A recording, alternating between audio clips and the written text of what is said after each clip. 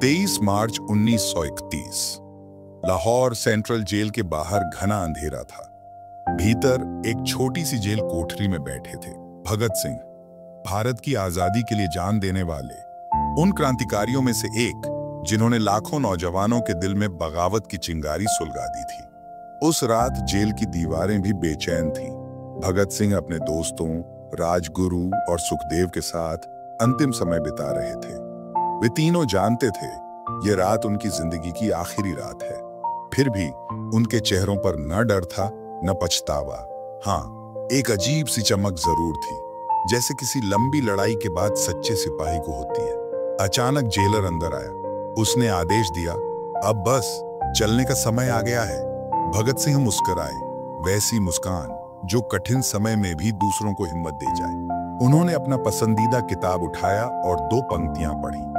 दिल से निकलेगी ना मर कर भी वतन की उल्फत, मेरी मिट्टी से भी खुशबुए वफा आएगी।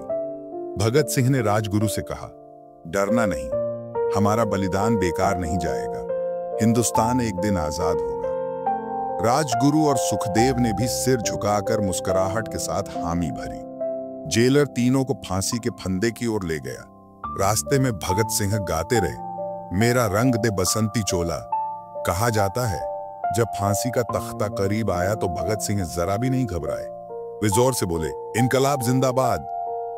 उनकी आवाज इतनी बुलंद थी कि जेल के बाहर खड़े पहरेदार भी सिहर उठे। फांसी का फंदा उनके गले में पड़ा, पर उनकी आंखों में डर या दुख की बजाय खुशी रूपी शांति थी। ऐसा लगा जैसे किसी मिशन को पूरा करने के बाद आत्मा सुकून पा रही हो। गहरी रात में भगत सिंह, राजगुरु और सुखदेव फांसी पर झूल गए। न कोई शोर, न कोई हंगामा, सिर्फ एक सन्नाटा। लेकिन जैसे ही सवेरा हुआ, इस बलिदान की खबर चारों तरफ फैल गई। पूरा देश रो पड़ा, पर उनकी जवानी देश को नींद से जगा गई। आज भी जब कोई नौजवान सपना देखता है, बेड़ियां तोड़ना चाहता है या सच्चाई के लिए आवाज उठाता है, तो उसे शहीद भगत सिंह याद आते हैं, जिन्होंने निडर होकर मुस्कान के साथ आजादी के लिए अपनी जान कुर्बान कर दी। उनकी आखिरी रात की ये कहानी हमें एक ही बात सिखाती है, अगर दिल में जज्बा हो, मकसद साफ हो और इरादे पक्के हों, तो मौत भी कभी मायने नहीं रखती, क्योंकि विचार कभी नहीं मरते। भगत सिंह जैसा साहस इतिहास की अमर कहानी बन जाता है।